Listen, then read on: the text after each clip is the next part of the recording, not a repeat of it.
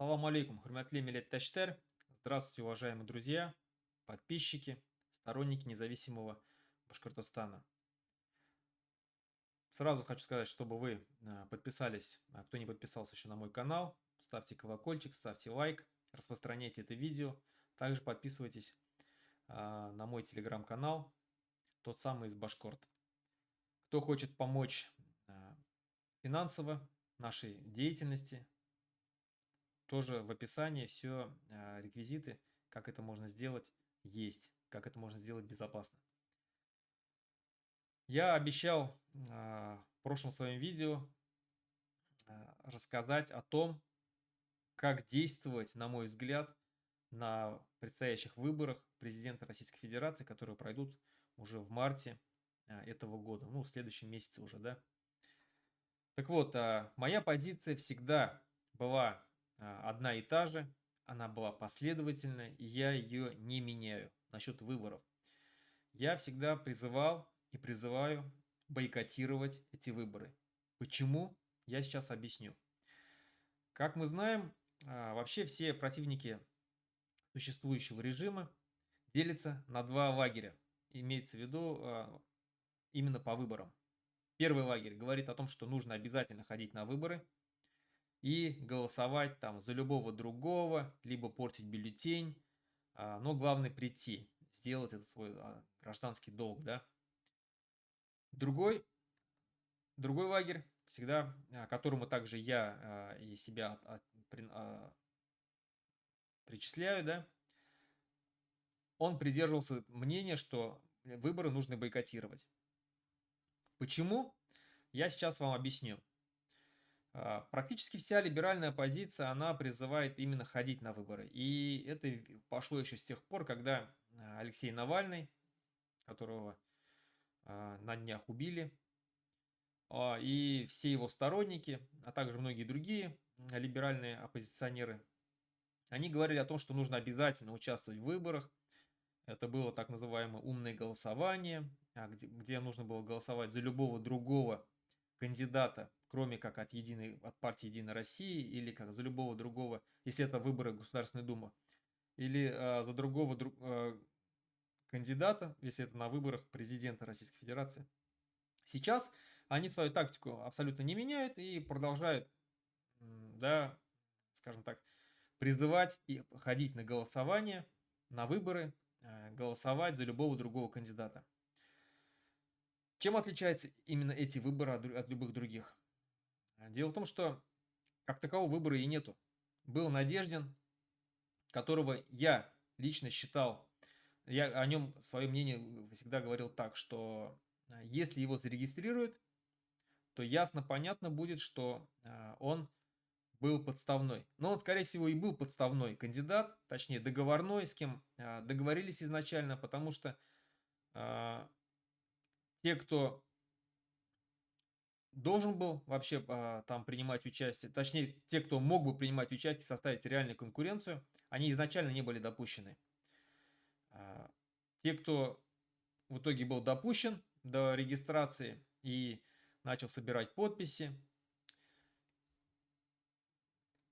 все равно они не прошли. Даже будучи, скажем так, избранными, да, то есть в определенных там кабинетах, списках внесенные, что этих кандидатов можно будет изначально, они, ну, планировали допустить его, но потом, испугавшись того, сколько людей пришло собирать подписи, пришло ставить подписи, да, за выдвижение Надеждина, они испугались этого действия и даже своему, скажем так, оговоренному кандидату, то есть запланированному кандидату, которого они изначально планировали поставить как такого оппозиционного либерала, то есть чтобы кто-то от либерального крыла был, и потом красиво его разгромить, якобы вот либерал набрал там Надеждин 2%, а у Путина там 78-90%, вот посмотрите, да, либералы, ха-ха-ха, там ничего себе не представляют. Примерно был такой план.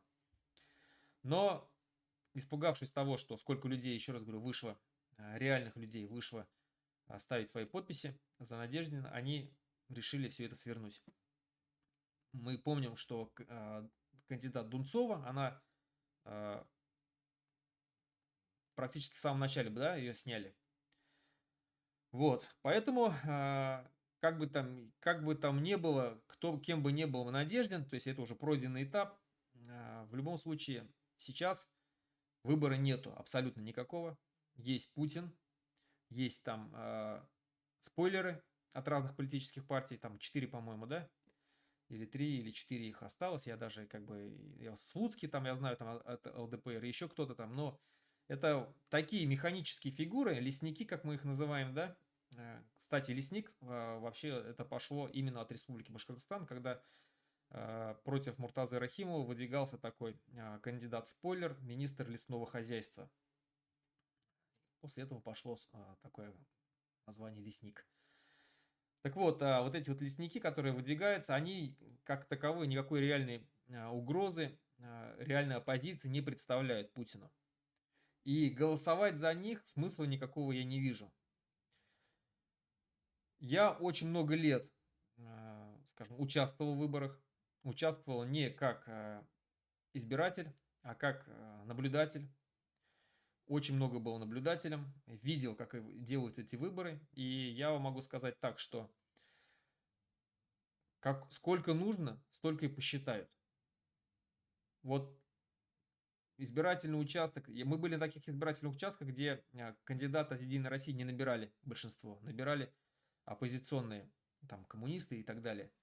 Но в любом случае все равно они проходили именно единороссы. Почему? Потому что на УИКе считают так, а уже дальше в ТИКах и ЦИКах перетасовывают как надо, проценты ставят и выдают нужный результат. Еще добавлю, что эти выборы чем отличаются? Тем, что они растянуты по длительности на 3 дня, плюс несколько регионов будут участвовать, будут там пробное электронное голосование. В электронном голосовании это вообще уйма возможностей фальсифицировать. Поэтому говорить о том, что какие-то будут реальные выборы, это смешно.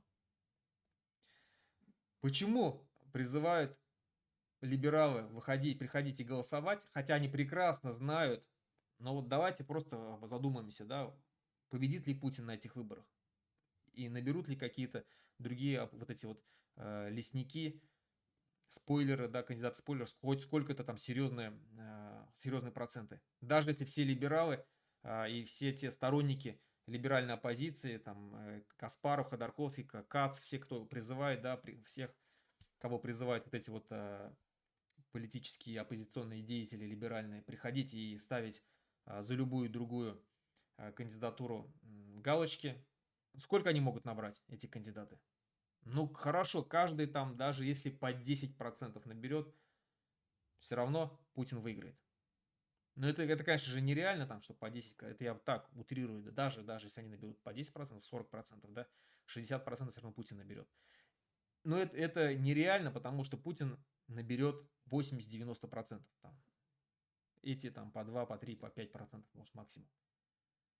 Вот будет реальный результат. Даже если вы поставите галочку за этих оппозиционных кандидатов. Тогда смысл какой голосовать? Для чего? Для того, чтобы... А я вам... почему я призываю не ходить на голосование? Для чего проводятся выборы? Вот вроде бы, да, в стране успешно установлена диктатура, тирания, тоталитарный режим. И какие-либо выборы проводить, это просто смешно.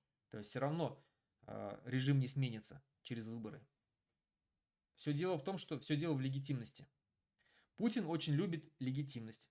И он хочет показать всему миру, всему цивилизованному миру, который сейчас настроен против Путина, да, борется с режимом путинским, показать всему миру, что его на выборах народ избрал. Честно. Посмотрите, сколько людей пришло, посмотрите, сколько процентов проголосовало за Владимира Путина. Вот, это самое важное, для чего проводятся выборы. А так выборы можно было вообще не проводить, и никто бы не пискнул бы. А кто пискнул бы, их сразу бы забрали бы и увезли в места не столь отдаленные. Легитимность. Вот. А легитимность возможна только в одном случае, если люди будут приходить ногами и голосовать. Только в этом случае. То есть, когда мы будем видеть участки, в которые приходят живые люди, самое важное в выборах что? Это подписи.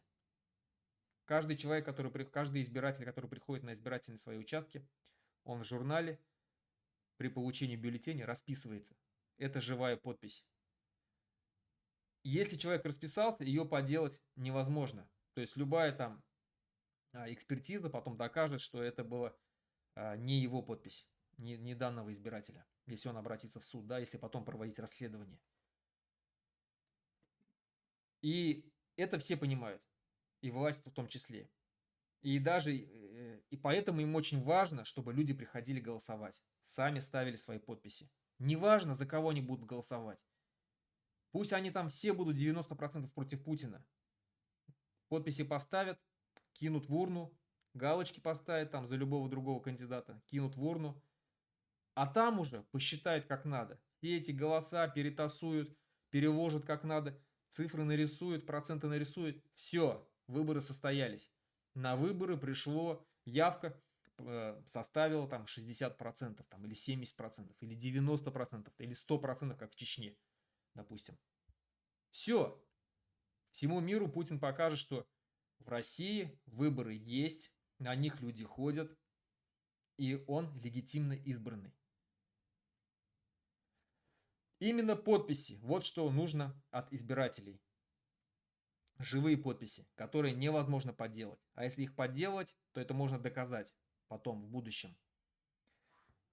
Поэтому, чтобы выборы не состоялись, и чтобы выборы были признаны нелегитимными, нужно не ходить на эти выборы. Просто бойкотировать их. А если вы хотите участвовать вообще в этой избирательной кампании, то приходите быть наблюдателями. Приходите наблюдателями, фиксируйте, какая явка, какие нарушения были и так далее, и так далее. Но сами не избирайте ничего, не ставьте никакие подписи, не кидайте никакие бюллетени. Это самое важное. Если выборы будут признаны нелегитимными, если мы увидим на видеокамерах, что стоят избирательные участки пустые, и в течение дня там пришло, может быть, а это все равно будет фиксироваться, и наблюдатели все это будут фиксировать. И кто был на избирательных участках, кто был наблюдателем, он прекрасно знает, что есть такие таблицы, где записывается, сколько людей пришло к такому-то часу. Так вот, если будут пустые залы, пустые избирательные участки, эти видео, эти фотографии, эти доказательства облетят весь мир, а уже принято решение о том, что данные выборы все цивилизованные страны не будут признавать легитимными. И, соответственно, после этих выборов Путин, то есть в марте выборы, которые состоятся, здесь они заканчивается срок Путина. Вот на этой точке. Тот срок легитимный, который как бы все цивилизованные страны признавали Путина как президента. Вот на этой дате, на этих мартовских выборах, это легитимный срок заканчивается у Путина. Дальше все. Цивилизованные страны не собираются признавать его как легитимного президента Российской Федерации. То есть он для них перестанет существовать, как Лукашенко сегодня не существует для них как президент. Он нелегитимен. Так же будет и с Путиным. Поэтому не делайте, не помогайте Путину становиться легитимным. Если он будет нелегитимный, соответственно, еще больше санкций, еще больше различного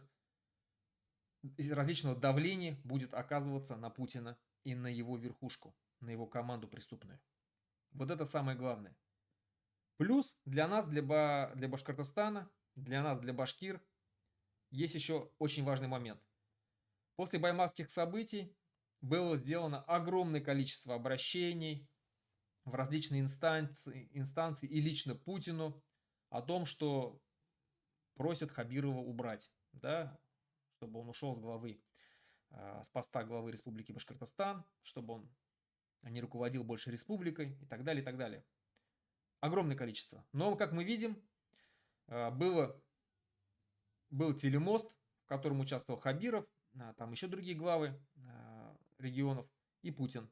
И Путин, в принципе, очень доброжелательно отнесся к Хабирову, пообещал даже приехать в республику. Не знаем, приедет или не приедет, но в любом случае он с ним, скажем так, достаточно очень хорошо разговаривал. И мы видим сейчас, что никакого давления санкционного, да, со стороны Кремля на Хабирова нет. Его поддерживают и выступление Пескова, и приезжал там полномочный представитель какой-то там,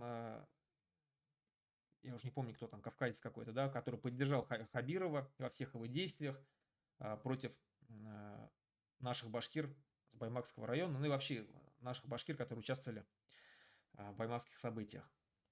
Это говорит о чем? Это говорит о том, что Хабирова пока держат. И не собирается его делать козлом отпущения в этих баймакских событиях, не собирается идти на уступки башкирскому народу, народу Республики Башкортостан, никто не собирается его смещать. И, скорее всего, возможно, он досидит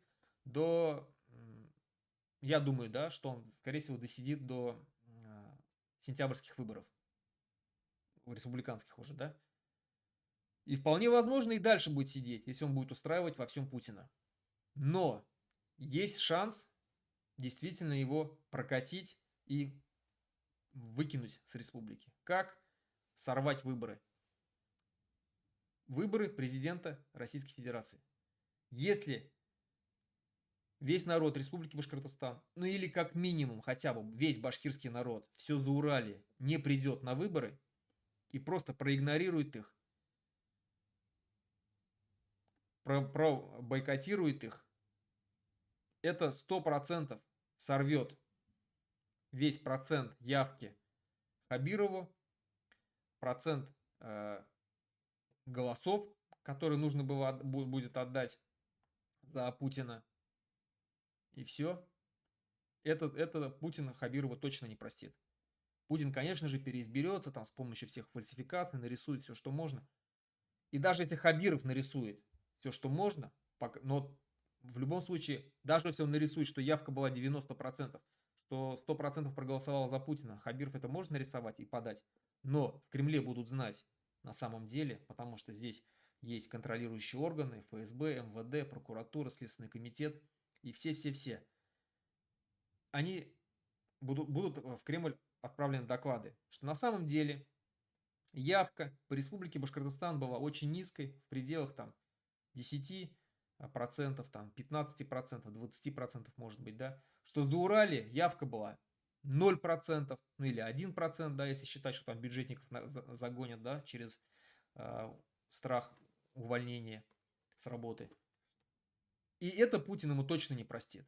Он его уволит мгновенно, а еще, скорее всего, даже посадят. Чего, в принципе, над Хабировым тучи сгущаются очень сильно. Мы все это прекрасно видим по всем тем его соратникам, да, всем членам его команды, которые уже сидят, на которых заведены различные уголовные дела. Ему, найдется ему, да, за что его потом взять, да, вот, то есть за крючок. Вот, поэтому у нас две причины именно не ходить на выборы. Первая причина – это прокатить самого Путина. Все, кто против Путина, именно не ходить на выборы, не составлять явку. Ни в каком случае не ходить, не там голосовать за любого другого кандидата, там, не портить бюллетени, не писать там в этих бюллетенях там Навальный там или еще кто-то там, да. Не надо это делать. Просто не ходите, не ставьте свою подпись в журнале регистрации людей, которые пришли и получили бюллетени. Не надо этого делать. Если не будет явки, выборы будут нелегитимными. Если не будет явки в Республике Башкортостан, Хабиров вылетит с должности главы республики. Это 100%. Это 100% верный вариант. Поэтому, друзья, граждане Республики Башкортостан, не ходите на выборы. Бойкотируйте. Что бы вам ни говорила либеральная оппозиция, они ошибаются. И то, что они призывают голосовать за любого другого кандидата, это ошибочная стратегия. Любой другой кандидат все равно не наберет. В любом случае, Путин выиграет эти выборы. даже если вы будете голосовать за любого другого кандидата. Но вы сделаете эти выборы легитимными. Поэтому не ходите, проявите гражданское свое мужество. Не ходить, не участвовать в этом фарсе, в этом цирке. Спасибо за внимание. Хау было.